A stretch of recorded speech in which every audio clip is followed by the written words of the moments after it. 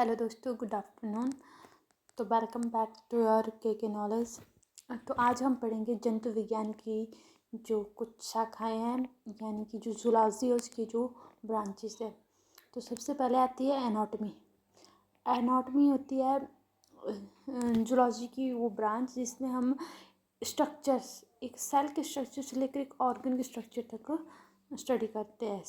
शरीर के विविध अंगों की रचना में विच्छेदन द्वारा प्रदर्शन करना। ना होता एंथ्रोपोलॉजी। एंथ्रोपोलॉजी हुई हमारी जो मानव जाति के सांस्कृतिक विकास का अध्ययन करते हैं, हम उसको एंथ्रोपोलॉजी बोलते हैं। अगर इंग्लिश में बोले तो मतलब जो ह्यूमंस है उसकी बायोलॉजिकल इवोल्यूशन, जो सोशल कल्चर डाइवर्सिटी है, उसकी स्टडी को हम एंथ्रोपोलॉजी बोलते हैं। Now the next is ecology. Ecology ecology हुई हमारी जो जैविक और अजैविक वातावरण है, यानी कि जो बायोटिक और एबायोटिक। बायोटिक में हमारा लिविंग और बायोटिक में हमारा नॉन लिविंग जो ऑर्गेनिज्म और एनवायरनमेंट के बीच जो रिलेशनशिप है वो हमारी इकोलॉजी होती है। Now the next is endocrinology.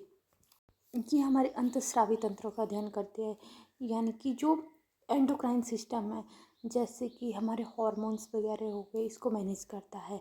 Now the next is embryology. Embryology हमारी भ्रूणीय संवर्धन का अध्ययन।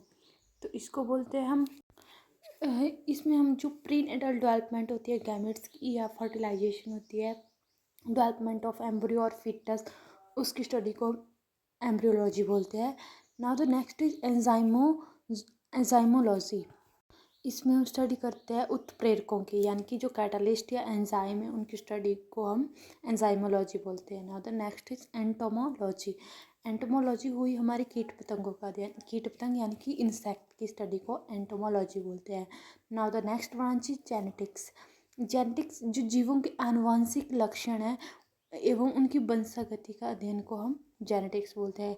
इन इंग्लिश बी से जो स्टडी होती है जीन्स की और जो जेनेटिक वेरिएशन होते हैं उसको हम जेनेटिक्स बोलते हैं। Now the next is haematology.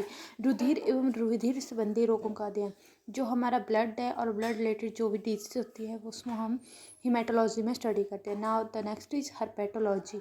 Herpetology में जो उभयचर और जो सरीसृप मतलब जो एम्फीबियंस और रेप्टाइल्स हैं उनकी स्टडी को हम हर्पेटोलॉजी बोलते हैं।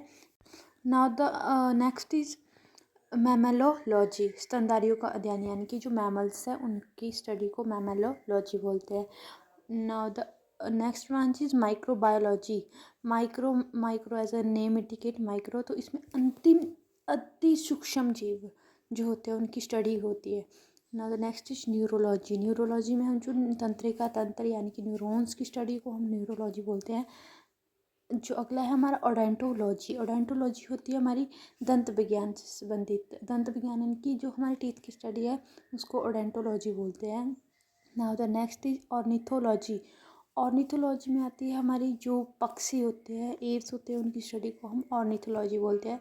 Now the next is pathology. Pathology हुई हमारी रोगों की प्रकृति, लक्षण एवं कारणों का अध्ययन। जो हमारे डिजीज़ है उनका नेचर और काउज और जो उसके परिणाम यानी कि जो उनके सिम्टम होने वाले हैं वो क्या है, उसको हम पैथोलॉजी बोलते हैं। Now the next is radiology. Radiology होती है जीवों पर विकिरण प्रभाव का अध्ययन। जो रेज होती है उनका क्या इफ़ेक्ट होता है जो हमारे जीव होते हैं उन पे, उसको रेडियोलॉजी बोलते हैं।